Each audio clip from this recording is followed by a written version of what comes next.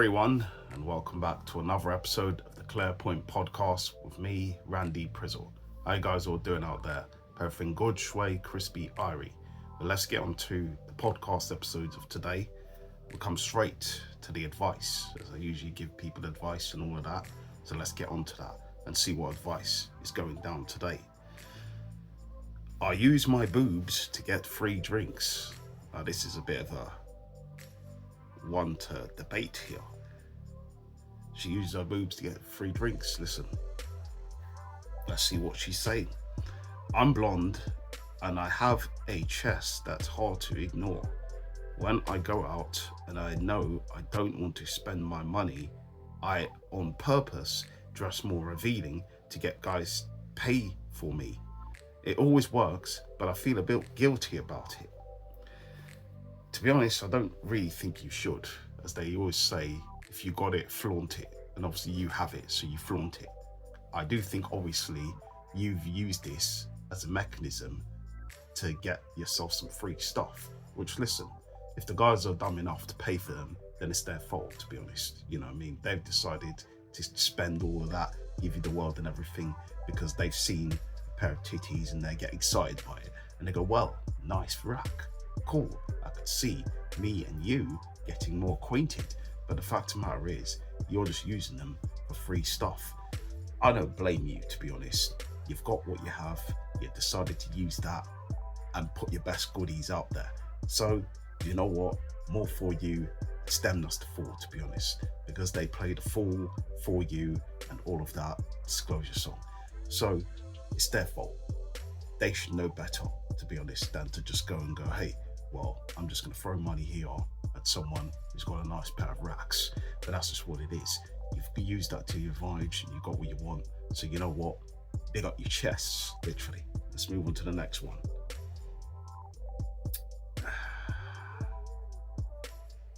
All right.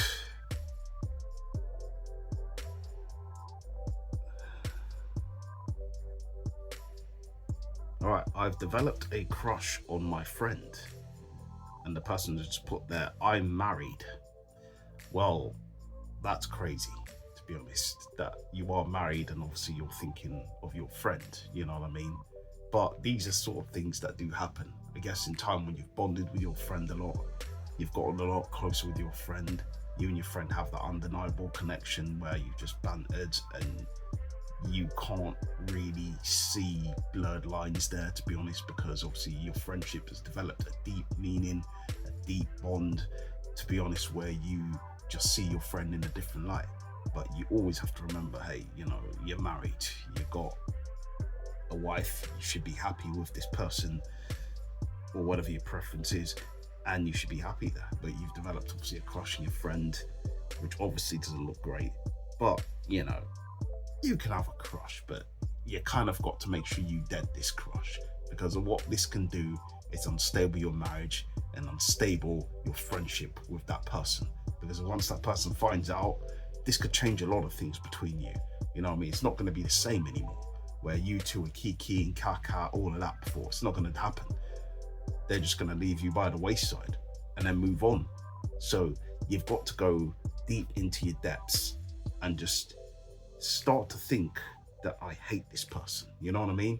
You hate them. You know what I mean? Go and see a therapist. It might help you too, just to get over this whole obsession, because it is an obsession right now and it needs to end for the best of your friendship and all of that with your friends. So that's just my simple advice there. Cool. Well, that's it for my pieces of advice. What do you guys think of my advice? Was I clear and concise about them? Was I not? Put your comments below on that one. Keep it to yourself. That we're going to move on now. I'm going to touch on Love Island. Now, obviously, last week I didn't really touch on Love Island. I left it for the week before, but now I'm going to come and touch on Love Island now, because obviously it's the final week. People didn't know. People who ain't Love Island fans, you can skip this part. This part is not for you. Probably talking about it for about 3 to 4 minutes, so you could skip that. All of that. Rewind or fast forward. All of that. But let's go. Love Island. Now, summarizing this season has been one of the most chaotic Love Island seasons I think I've ever seen. Do you know what I mean? As I said the last time I spoke about it, I do think it's up there with the Mora season. The season that Mora was in, the season that Amber was in, I think it's up there because just how chaotic and how mad it's been.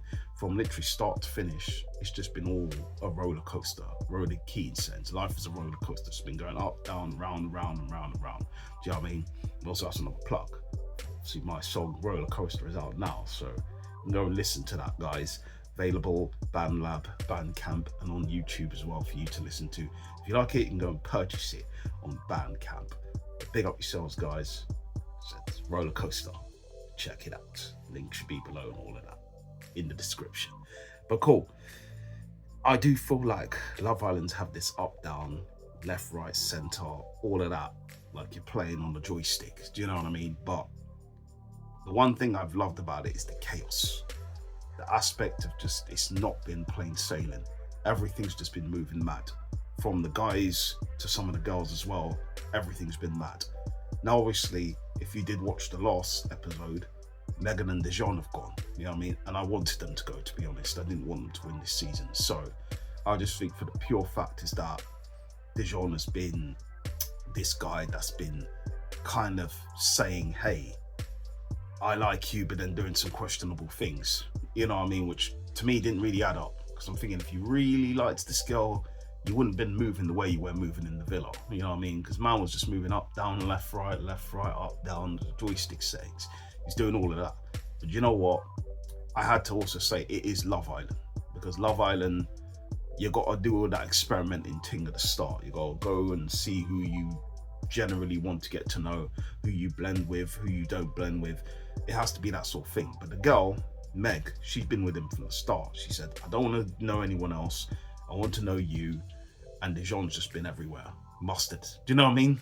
Literally spreading his mustard everywhere on ketchups and hot dogs and all of that, hamburgers. He's been everywhere. Do you know what I mean? Done all of that. But I just think that on his case, it looks bad. When obviously you've said one thing, you don't really let her have her say. You kind of cut her off before she's managed to finish. So it doesn't look good in terms of where, for the long term, the longevity of this relationship actually lasting, I don't see it lasting. Personally, because I think there's going to be a clash a lot of times. You're going to want to think that you're always right, and she's going to never feel like she can have a word or say something without you getting pressed or getting upset about it. So I do think that that can come to a collision, where to the point where I think families even said stuff about them, you know what I mean? But I haven't looked at the way Dijon's moved and gone, well, that's the right thing to do, Dijon. I think obviously if she was moving in the exact same way, fair enough. But when she said, I'm all for you, I'm all what you need to know, and then he's just like, oh yeah, well, I'd still need to get to know other people. It's questionable. Do you know what I mean? But listen, I personally don't think they're going to last on the outside, but good luck to them. You know what I mean? They weren't my couple to win. I didn't want them to win because I just felt like it was very one-sided. But hey, they were talking about, we'll prove you guys wrong and all this, but we'll see. Do you know what I mean? But the showdown before they got eliminated, Andrada, you know what I mean, Billy Kiss, Melisha, all them girls adding in their 2 cents in, you know, it was kind of good to watch the breakdown, because I think that's when Dijon actually realised, oh, shit, I haven't got a game plan for this now. Do you know what I mean? I'm actually screwed, because they've seen through my bullshit. Do you know what I mean? Which a lot of them have seen through. But as I said, I don't think everybody should take this seriously now. It's Love Island. It's over now. Meg and Dijon have gone. I'm not going to be looking at it and tweeting about them. I wish them the best of luck. And you kind of hope, in a sense of, obviously, people don't take it beyond where it was in TV land and start going above and beyond. That's what I said about the Harrison situation. Look how Harry was moving. Harry's moving mad as well. I still don't think him and Shakira would last, because I think that he's just a menace to society. To be honest, he's an absolute menace. I don't think he can keep his things in his pants, because man likes to see gal and just move in different directions, which, listen, I hear it. You like gal too much. Do you know what I mean? It's just what some man then do. They just like gal too much, and he likes a lot of gal. So I don't think him and Shakira would last a lot. Tony and Cash, I think they have potential. I just think Tony needs to respect Cash a lot more and just give him his flowers for how he is as a man, because he's very honest about his feelings and about his opinions and that, and he's never someone who minces away from them. She seems to like bad boys, and I think for this to work, she needs to separate herself from liking the common bad boy and the common man that's just going to be slapping her around, not say literally, but just telling her, listen, go and get my stuff for me, you stupid woman, or something.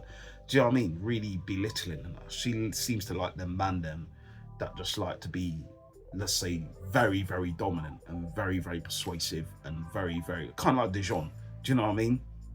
That's what she kind of likes. Someone who shuts her down and tells, no, you can't do this, I'm doing it for you, shut your mouth and that. You know what I mean? So, and Yaz and, I forgot my guy's name. Is Jamie? Yeah, Jamie, his name is. Yeah, Yaz and Jamie, they seem like a nice couple.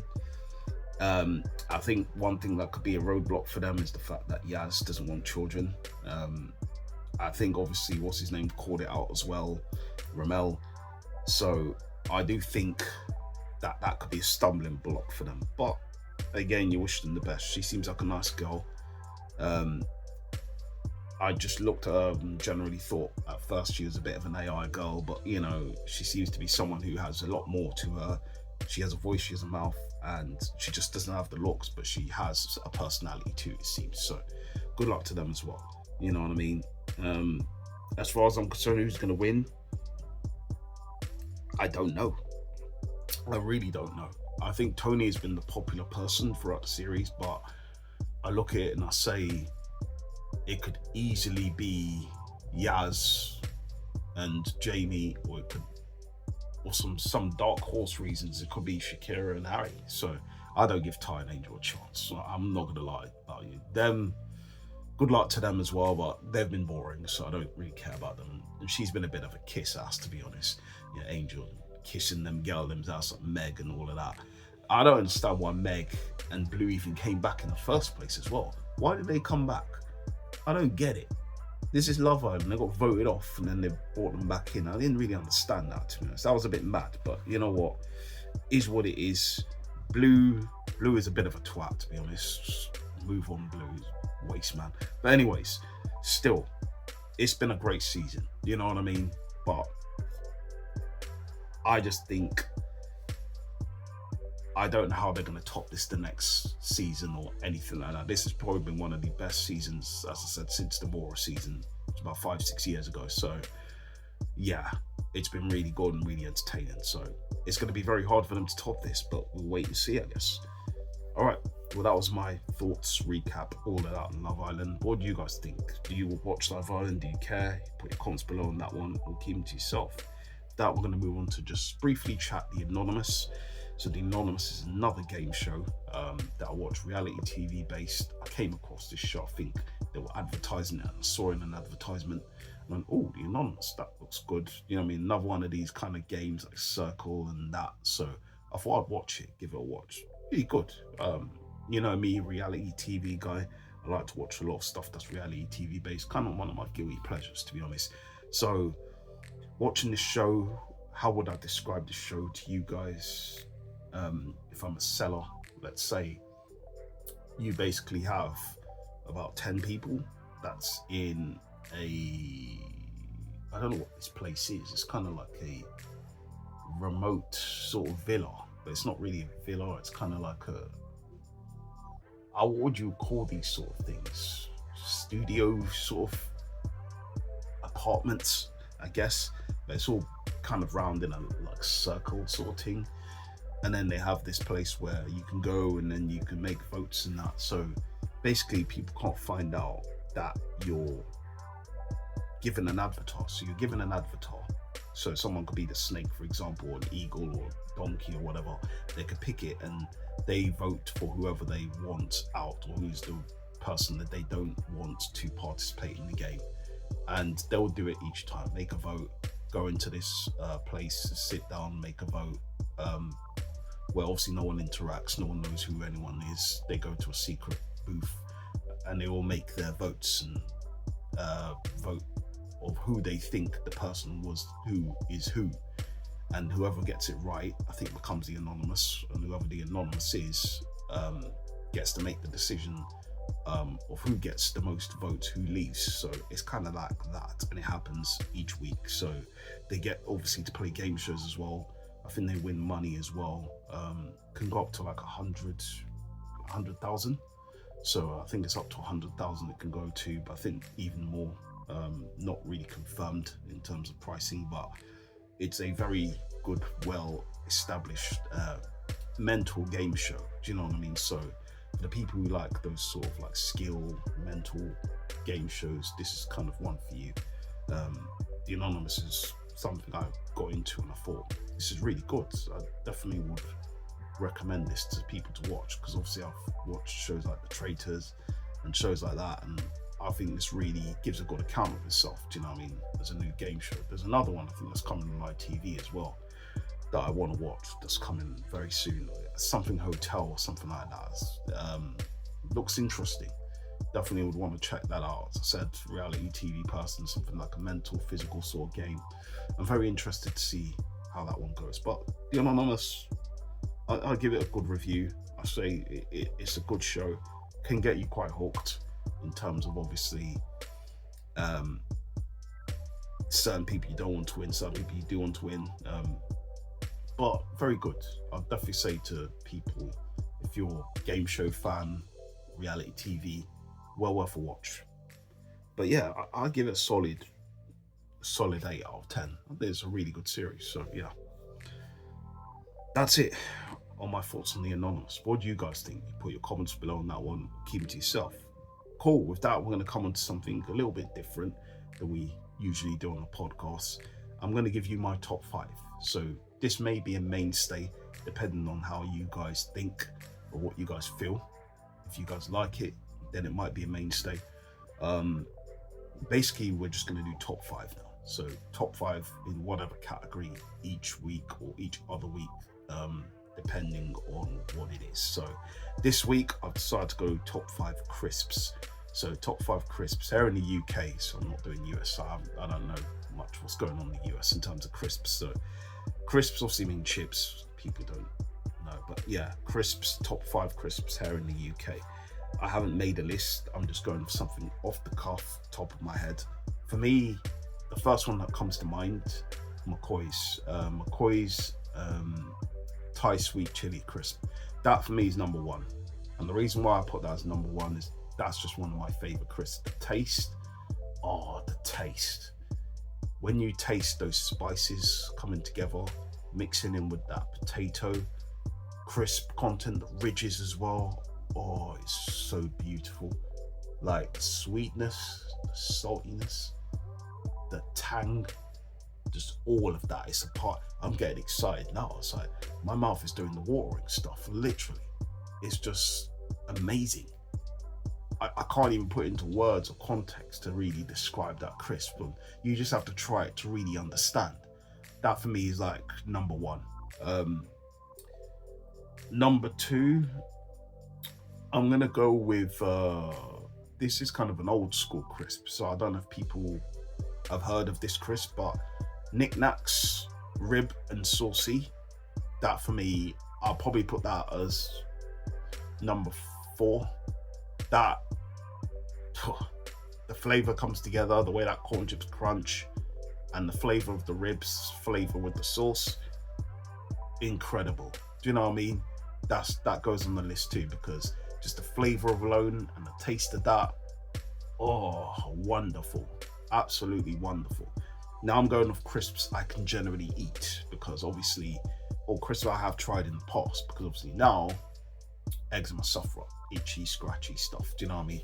So I can't eat stuff that contains a lot of milk, or I could eat stuff that says may contain, because I'll take a risk there because it says may. But stuff that does have milk in them, I can't touch. Can't touch this. I can't. But yeah. Another crisp. Let me think off the top of my brain. Crisps that I do like. I'll just go with your standard ready salted. I think ready salted, you can't go wrong with ready salted. Sometimes the taste of the potato content with that salt that goes in there too. And Sometimes the freshness of it. Actually, no. Yeah, that. I was going to think of another one. Another one for me that I'll put Ready Sword 5. Another one for me that really hits the mark. Old school days, people remember Golden Wonder. People remember Golden Wonder Ready Salted crisps. Oh my goodness. The flavor that's in these crisps, I don't know what they put in that potato, but all together with that salt content is beautiful. It's just party in the master. Buff settings, buff things. Trust me.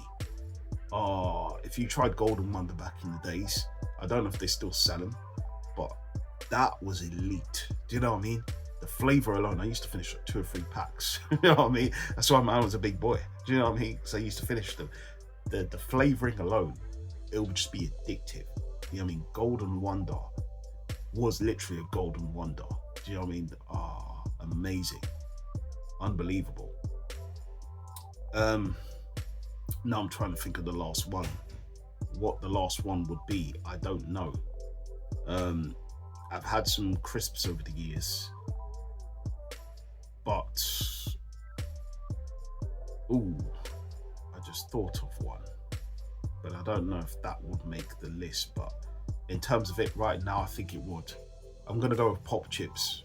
That's the last one. Pop Chips barbecue flavor. The flavoring in that alone, lovely. The taste together, brilliant. And yeah, I think I'll put that as number 3. So that's my list, right, of everything. So if I was gonna rate them again from 1 to 5, I can't remember, but let's just try and just recap here. So number 1 for me, Thai sweet chili, McCoy's. Number 2, I think I'll have to go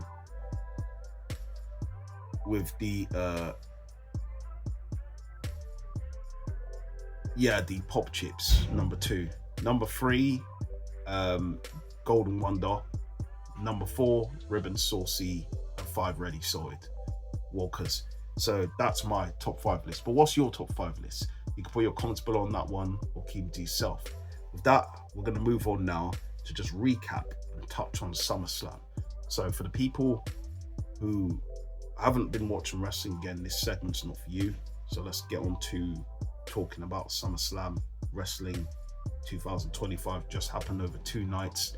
First time it's happened over 2 nights, on a Saturday and a Sunday.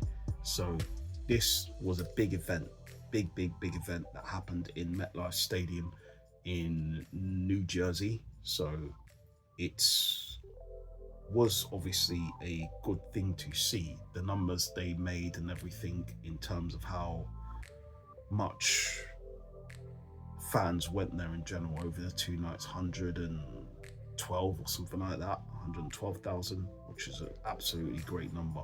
But we just wait to see how they're going to top this next year. Next year has been confirmed that they'll be going to Minnesota. So again, 2 nights in Minnesota. So it's come to night 1, and my thoughts of night 1 come to Roman Reigns and Jey Uso, Bron Breakker and Bronson Reed. So that match was a decent match, to be fair. Good high octane action. For me, I'd give that match I give it a 7.5 out of 10. Charlotte Flair and Alexa Bliss faced off against Raquel Rodriguez and Roxanne Perez for the Women's Tag Team Championship. It started off a bit weird, but overall, the flow of it ebbed and it continued to go. I like the connection that Raquel Rodriguez and Roxanne Perez have developed during their short time as a team. I kind of predicted that Charlotte and Alexa Bliss would win that match, so it didn't really surprise me as well. I did predict also that Roman and Jey would win so it didn't surprise me neither. That match for me, I'd give it a 7 point. I'll give it a 7. The next match, Sami Zayn is carrying Cross. Now, I was a bit stunned, to be honest, that Sami Zayn won this match. I thought it should have been Karrion Kross winning this. Um, it didn't seem to last that long, the match, but you could say it was short but kind of sweet in a way. I would have preferred that Karrion Kross won this because it's 2 times now he's faced him at a major event and he's lost. So I just think, what is the point, to be honest? It's kind of like the whole Naomi Jade situation. You're having Naomi and Jade fight, but then Naomi's lost twice to Jade, and it didn't make any sense to me. But then this feud is already dead, to be honest. So yeah,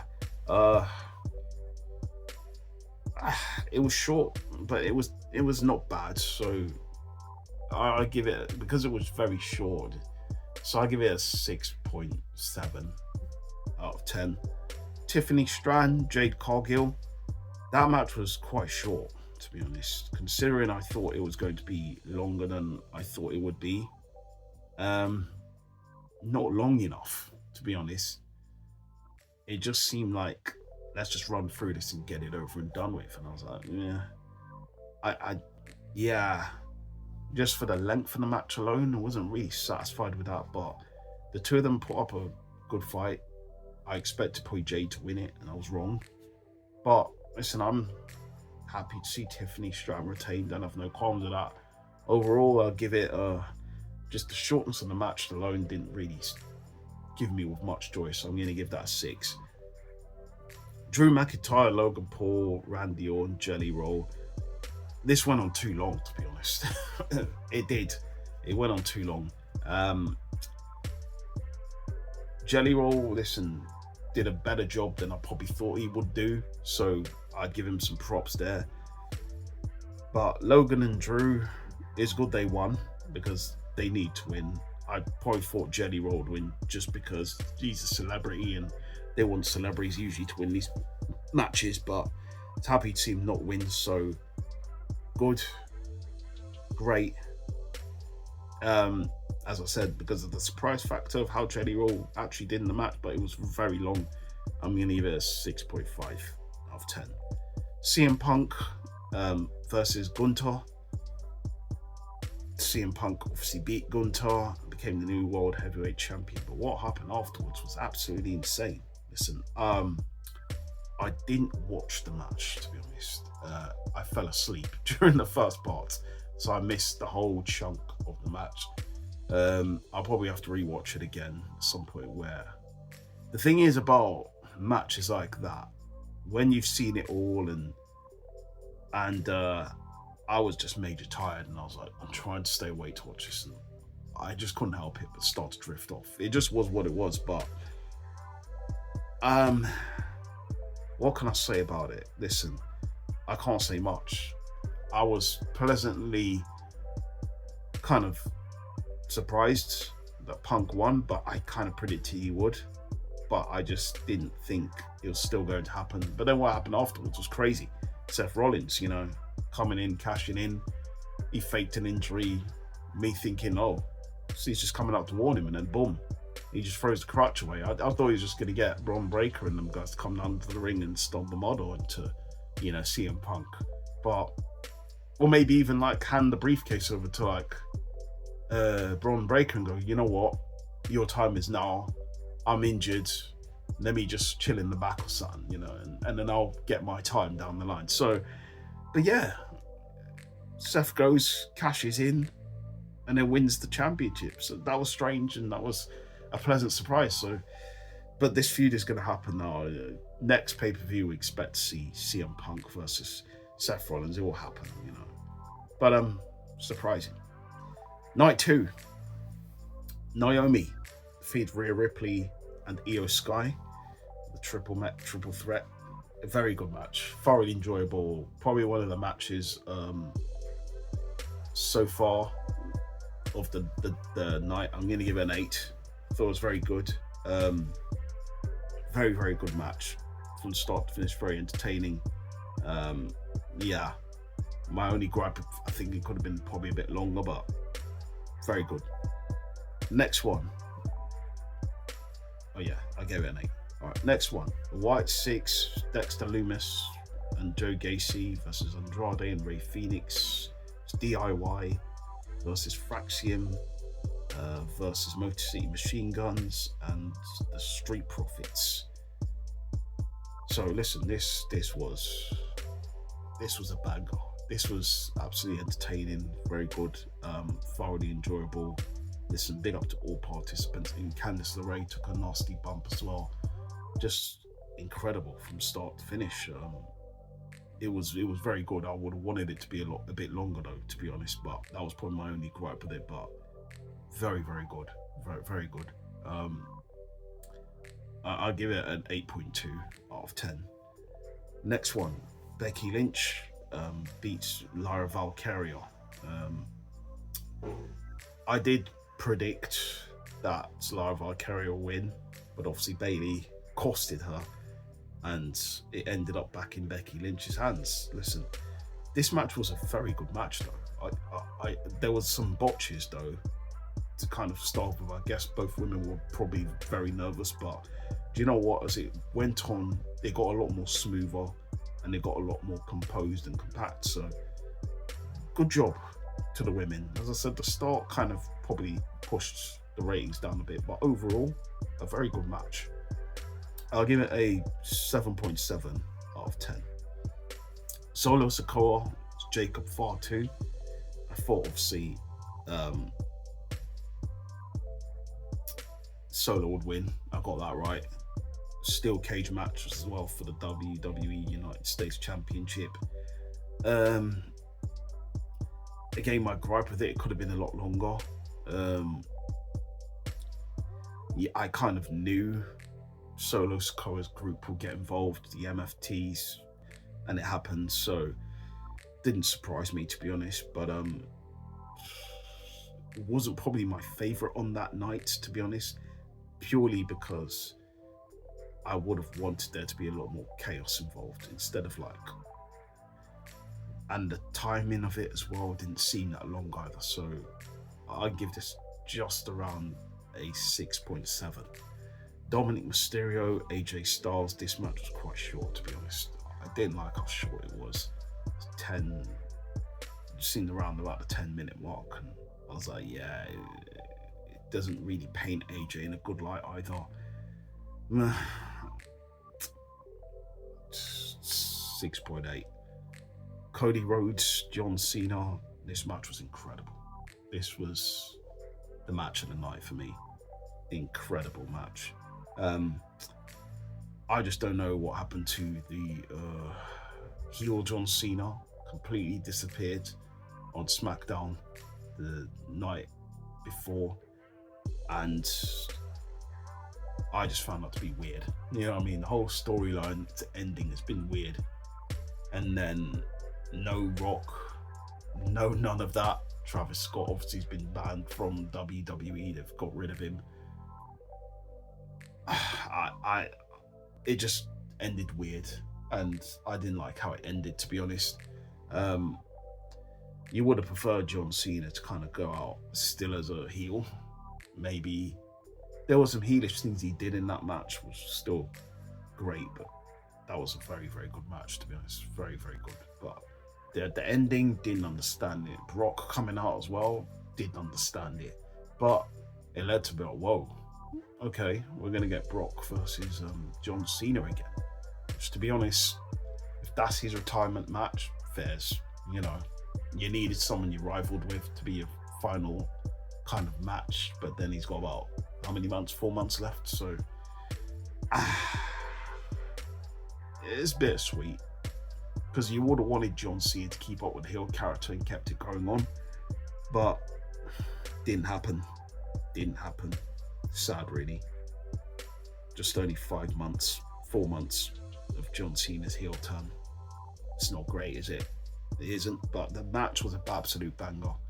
It gets an absolute 9 out of 10 for me. Incredible match.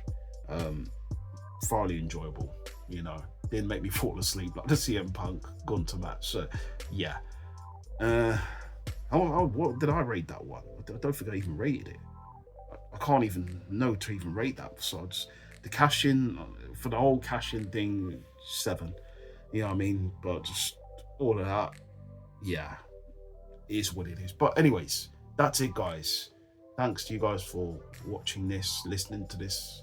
We come to the end of the podcast. Big up you guys and your time. Thank you for checking out this episode. If you're feeling this, or if you missed any of the previous episodes of the Collectible Podcast, you know what to do below. Subscribe, tell your people about it, and let's keep on pushing and keep it moving. But you know what we usually do when we finish?